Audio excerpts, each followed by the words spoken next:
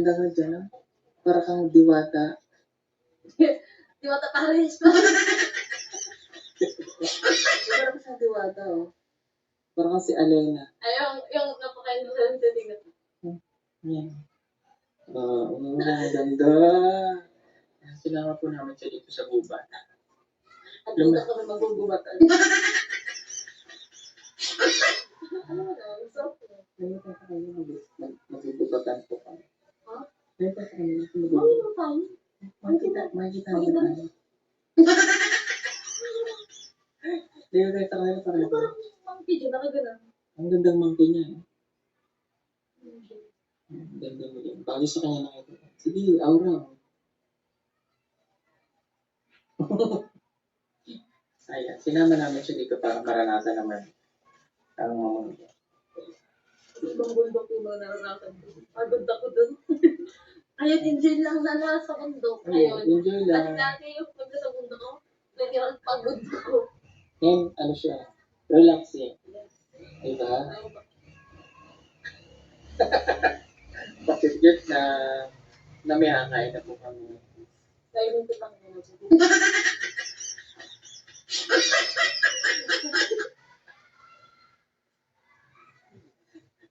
Okay, sige mga kabayan.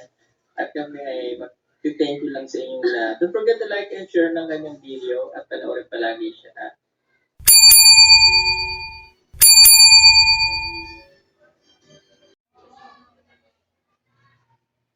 So, ayan. Dito na naman po ako, mga kabayan ko. Welcome po kayo sa aking YouTube channel, Randy Channel. Pag-subscribe, like, share, and comment dito sa aking YouTube channel. Lalo-lalo na mga viewers ni Pugong Biyahero at ng PB Team, ni Krishna, at ng mga Crispaw Fanatic. Mga kabayan ko dyan, Luzon, Visayas, Mindanao. Maging sa ibang bansa ng mga OFW, ng mga Crispaw Fanatic na nakamonitor lagi, nanonood sa mga upload video ng PB Team at ni Krishna. Welcome po kayo sa aking YouTube channel. Kung di pa kayo nakapag-subscribe, subscribe na po kayo, like, share, and comment. Okay? Shout out kay Kalinga Prab, kay Balatid na Jack, kay Daddy Frankie, kay Miss Ivana Alawi, kay Tatay Tekram, kay Ka-Business, Papa Dins TV, at kay Senator Rapitol po sa kanyang programa. Okay? Kay Virgilin Care. Shout out yun yung lahat ng mga viewers na nabanggit ko. Subscribe lang po kayo, like, share, and comment. At no skip ad. Okay? Tuloy tayo.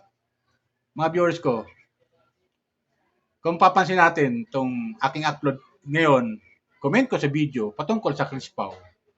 Kung napapansin natin ay ilang araw na hindi nagpapakita si Krishna sa PB House. Bagamat nakikita natin siya sa mga upload video niya, na sarili niyang upload, pero hindi pa siya bumabalik sa PB House.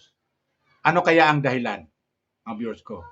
Tama ba yung sa comment section na pinauwi muna ni Pugong si Krishna ng 2 linggo para mapagpahinga ng maayos? Pero sa napapanood natin mga upload video ni Krishna ay hindi natin masabing nagpapahinga siya dahil umaalis siya kasama ang kanyang mga kapatid na pupunta ng Davao City at pumunta sila sa Samal Island, mga viewers ko. Kung saan, napanood natin sa unang upload ko, sa mga previous upload niya, na naligo sila sa dagat, mga viewers ko. Ngunit, hindi kasama si Pugong Biyahero at yung PB Team sa may salita. Di ba? Ganun yung mga viewers ko. Kaya, namimiss natin siya, si Krishna. Ganun din si Pugong Biyahero. Kaya nagtatanong tayo sa dito sa ating video kung kailan babalik si Krishna sa PB House. Di ba ganun yun? Kasi di natin alam kung kailan babalik eh. Di ba? Kung sabi sa comment section na may nabasa ako na 2 weeks daw, eh, sabagay, kung totoo yun, eh wala pa nga naman 2 weeks mula nung dumating sila sa Davao from Mindoro. Di ba ganun yan, mga viewers ko? Ngunit, namimiss na natin sila. Namimiss na natin sila na magkakasama. Yung PB Team, lalo na kay Pugong Biyahero. Di ba? Na magkasama silang dalawa. Na nag-uusap sila, kahit dyan sa PB House, napapanood natin yung mga upload video nila, Pero wala eh. Napapanood natin yung upload video ni Pugubiero sa PB House, pero ang mga kasama niya, yung mga scholar niya, si Mia at saka yung binata na graduate ng grade 12, di ba? Ganun yun. Tapos yung ilang mga kasama niya sa PB House, PB team, nandoon. Pero si Chris na wala. So yun ang namimiss na natin. Pero ito, ang ginagawa ko ngayon, mga viewers ko, para lang hindi natin mag-miss silang dalawa, ay pinanonood natin mga previous upload nila, yung nasa Mindoro sila, kung saan nandun sila sa Mindoro. Kasama ang PB team at kasama si Doms TV, mga viewers ko.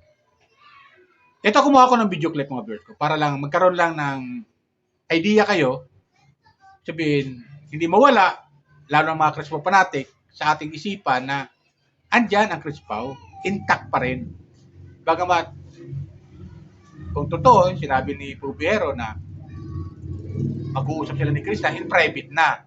So, di ba ganun yan mga bros ko? Pero, kung darating naman si Chris na sa PB House, sigurado, masasama naman sa mga mission nila, di ba? Kasi itong mga pag-mission ni Pubiero, hindi kasama si Chris na. Di ba? So, abangan na lang natin yun. Kaya iyon naman ang ating namimiss din sa PB team. Ito, kumuha ko ng video clip, mga viewers ko, nung nasa Mindoro sila, kung gaano sila kasaya, ang PB team. Kumuha ko ng video clip para lang, hindi lang tayo masyadong mamiss, o hindi lang natin tayo malungkot ng mga viewers, lalo-lalo mga Crispo fanatic dyan. Kung nasaan sila, masaya. Mga viewers ko, di ba? Kasi yung nagbibigay ng stress, nagbibigay ng saya sa atin, stress reliever eh. Ika nga, kung tawagin ng mga napapanood na, mga nababasa natin sa comment section ng mga may edad na. Di ba ganun yan? Katulad ko na may edad na, stress reliever talagang Chris Pau. Ito, kumuha ko ng video clip mga viewers ko kung saan sila masaya. Panoorin natin. Kayo nang humusga kung ano masabi nyo sa Chris Pau. At manghihinayang tayo kung hindi babalik si Chris na sa PB House. Okay? Subscribe lang po kayo mga viewers ko. Malalo mga Chris Pau fanatic dyan. Hindi pa nakapag-subscribe. Subscribe lang po kayo. Like, share, and comment. Okay? Wala naman pong bayad yung subscribe eh. Subscribe lang po kayo. Okay? So, panoorin natin kayo nang humusga kung ano masabi nyo.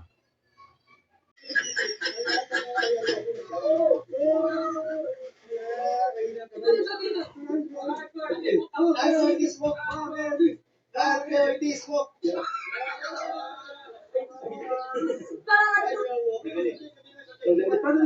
Yuri kayo.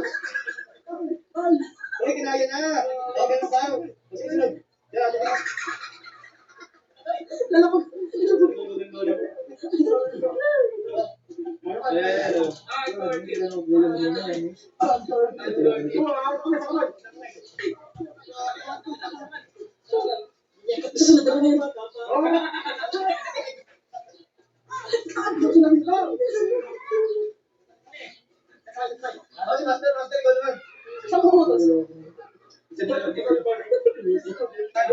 Ayun. Ligat. Ligat na.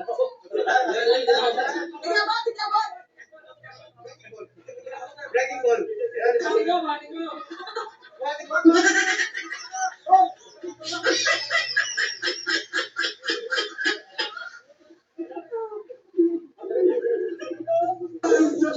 naman. Balik siya.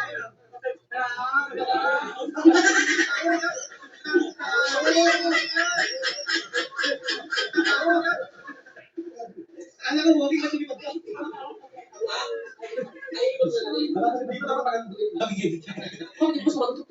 Naisip na natin yan. Pilas talaga ng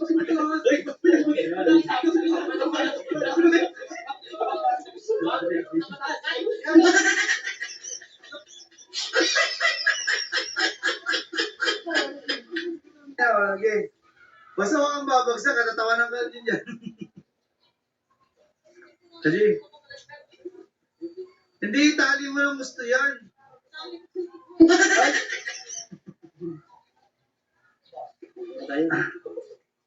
Kasi, yung bonjing, oh, lasong ko.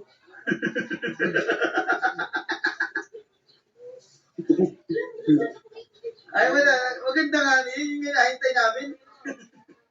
Kaya pa, itaas mo pa yung kamay mo. Yan. Ayan. Okay, ready one. Kagustuhan, lakad ka ha, yung ganun kay Sir Paul. Sige, ilakad. Yan. Sana malaglag. Huy, huy, huy, yeah! Ay, matalino. Hindi mo bitaw. Ang galing. Pausa kami na ako. Kasama tatawa May, kami. may title na naman yung golden yun. Yun. Ang ganda mo dyan, ah. Para kang diwata. Di ba Paris pa? Para ka siyang diwata, oh. Para kang si Alena. Ay, yung napaka-innocent din. Yan. Ang ganda. Sinama po namin siya dito sa gubat. At doon na kami magugubatan. Ano mo na? Gusto ko. Ngayon pa sa kanya magugubatan po kami. Ha? Ngayon pa sa kanya Ano magugubatan. yung time? Makikita mo tayo. Ngayon pa sa kanya parang Parang monkey dyan, nakagana. ang gandang monkey niya. Eh. Ang ganda mo yan. Bagay sa kanya nakita. Sige, aura. Ayan, sinama namin siya dito para maranasan naman ang mga Ibang bundok yung mga naranasan ko. Pagod ako dun. Ayun, enjoy lang na nasa bundok. Ayun. enjoy lang. Dati yung pagod sa bundok ko, naging pagod ko. Ngayon, ano siya, relaxing. Diba? Bakit yun na may hangay na po kami. Kaya yung kitang mo.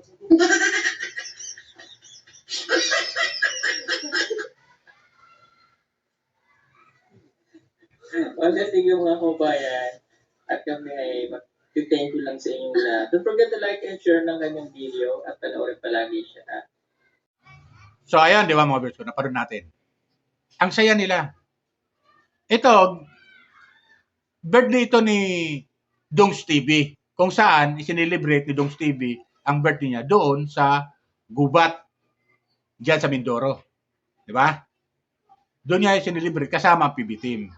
So ang saya nila. Sa nakikita natin, mga viewers ko, walang problema.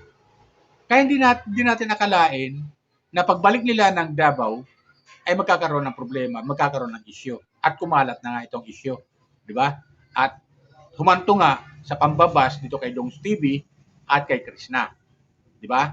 Kung papansin natin, pinutakti ng basher si Dongs TV hanggang sa sumagot si Dongs TV at tinahamon niya yung mga nambabasa kanya, lalo-lalo na yung isang reactor na ayon kay Dongs TV, di umano, ay feeling kabisado niya ang pangyayari. Na kung tutuusin, wala naman siya doon. Di ba gano'n yung mga viewers ko? So gano'n ang sagot niya. Kaya inahamon niya ang debate. Yung tao na yon, kung sino yon, yung viewers ko. Kasi hindi pa sumasagot kung sino yung tao na yon Di ba? Tinutukoy ni Dongs TV, sino kaya yon? May mga binibigay dito sa comment section ng pangalan, pero mahirap na bigay tayo ng ng comment doon sa tao na yon kasi hindi naman sumasagot yung tao. Hindi pa sumasagot Diba? So ganun sila kasaya at wala tayong nakikitang problema. Kaya tama yung sinasabi ng Dongs TV na wala naman naging problema. Binibigay lang ng issue ng mga basher. Basher ni Krishna, basher ni Pugong Biyahero, basher ni Dongs TV. So ganun ang nangyayari. Kaya nakikiusap si Pugong Biyahero, hanggat maaari, huwag nang iba si Krishna. Di ba? Ganoon din, tayo nakikiusap na tayo mga Crispaw fanatic at mga sulid na nanonood sa PB Team ay huwag nang i-bash si Dongs TV. Dahil wala naman talaga na anumang pangyayari hindi ka nais-nais. Di ba? Kung nagkakausap sila ni Dongs TV at ni Krishna, ay kasama yon sa grupo. Natural, kakausapin mo yung tao. Alam man, di ka nag-uusap, di para kayo mga kuan doon, mga tanga. Di ba gano'n yun? Nagkakabiroan kayo. Normal yun. Bilang grupo. So, gano'n yun. Kaso nga lang, yung ibang mga basher, talagang pinalaki lang nila. Kaya, Yun, lumaki yung issue hanggang sa pinotakti ng baser, ito si Dong Stevie at si Krishna. Di ba ganun yan nangyari mga viewers ko? Tapos meron pang sinabi si Dong Stevie na merong isang reactor na nagagaling-galingan na akala daw niya na nandun siya sa pangyayari. Di ba? Nakabisado niya ang pangyayari. Kung tutusin, wala naman. Siya doon. Di ba ganun yun? Pero marami nito nagko-comment sa comment section, yung tinutukoy na tao na yon. Ayaw ko lang sabihin dito sa video sa inyo dahil hindi pa sumasagot yung tao. Pero pag sumagot yon, maaaring bigyan natin ng pangalan. Di ba ganun yun? Hanggat di sumasagot yung tao na yon, huwag natin bigyan pangalan dito sa ating comment sa video. Di ba? Comment ko sa video. So, hanggang doon lang tayo sa sa umiikot ang ating video comment sa video kay Krishna, kay Pugo Bihero at kay Dongs TV. Di ba? So, doon sa napanood natin, di ba? Sa panood natin, wala tayong nakikitang hindi ka nais-nais. Bagkus masaya sila. Di ba? Nagbabaging-baging pa sila, pati si Krishna nagbabaging-baging. Di ba? Kaya di natin akalain na pagdating ng Davao, magkakaroon ng issue. Di ba gano'n yun? Magkakaroon na doon sa live ni Pugong Bihero na may isa nga sa grupo ng PB team na pinagsabihan niya at pinatawad niya. At pinagsabihan niya na huwag nang uulitin. Di ba gano'n yun? Pero hindi niya pinangalanan kung sino yun. Pero dahil sa mga baser, tinukoy si Dongs TV. At sumagot naman si Dongs TV. Kaya doon natin nalaman na siya pala ang tinutukoy ni Pugong Bihero. Di ba ganun yan? Pero dito, sa napod natin, na ipinakita ko sa inyo, ay wala tayong nakikitang hindi kanais-nais. Masaya sila lahat. Masaya sila lahat. Di ba ganun yan, mga viewers ko? Comment lang kayo kung tama yung sinasabi ko, mga viewers ko. Kaya, para matigil yung yung mga issue, wag nang iba si Dongs TV, wag nang iba si Krishna. Kung di man natin nakikita si Krishna ngayon sa PB House, di pa dumarating, ay baka totoo yung sinasabi sa comment section na pinapagpahingan ni Pugong Bihero muna si Krishna ng 2 linggo. So kung simula sa Davao, mula sa Mindoro, from to Davao, ay wala pa naman sila 2 linggo. Di ba ganun yan mga viewers ko? Kaya kung napapanood natin si Krishna sa mga sariling upload video niya, ay yun ay talagang ini-enjoy niya kung nasaan siya. Di ba? Kung nasaan siya. Kung siya nagpupunta at kung sino mga kasama niya. Ini-enjoy niya habang nandun siya sa kanila. Di ba? Sa pamilya niya, sa lola niya. Kaya kasama niya yung kanyang mga kapatid. Di ba ganun yun? Yung nakikita natin. Kaya masaya siya, nakasama niya yung kanyang mga kapatid, kahit paano, napapagbigyan niya yung hiling ng ate niya. Kaya nakita natin sila na naliligo sa dagat. Kung tawagin, Samal Island, kung tama yung, comment lang kayo kung tama yung Samal Island na. Samal Island yun. Di ba ganun yun mga guys ko? Kaya, ini-enjoy ni Krishna habang nandun siya sa kanila. So, ganun lang mga viewers ko. Okay, yun lang po. Mga viewers ko yung aking comment. Comment lang kayo dito sa akin kung di pa kayo nakapag-comment. Subscribe lang po kayo kung di pa kayo nakapag-subscribe, like, and share. Okay? Yan lang sa akin mga viewers ko. Sana bumalik na si Krishna sa PB House para tayo mga viewers, lalo lang ng mga Krishna fanatic, ay maging masaya uli. Di ba ganun yun? Hayaan natin mga basher nila. Wala yun kasi ang hinahanap nun yung mga mali ang hinahanap nun. Hindi sila masaya pag wala nakita silang mali. So, ganun yun, mga viewers. Okay? Ilan po? Bye! Ingat po ito lagi. Pagpalay po tayo ng Pumika po.